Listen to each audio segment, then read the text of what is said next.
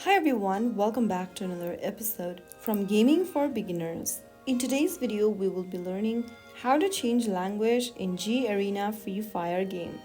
To change the language in Garena Free Fire, open up the Garena Free Fire app on your device first, and on the main screen or lobby page, look for the gear button at the top right corner. Now from the settings menu that pops up on the screen, tap on Account and Basics on the left hand side menu. After you choose Account and Basics, you will see a language drop down underneath it.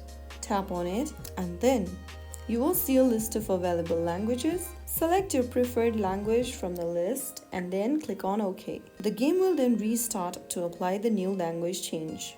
That way you can easily enjoy Garena Free Fire in your preferred language. If you found the video helpful, don't forget to like, share and subscribe. I'll see you in the next episode. Thank you for watching.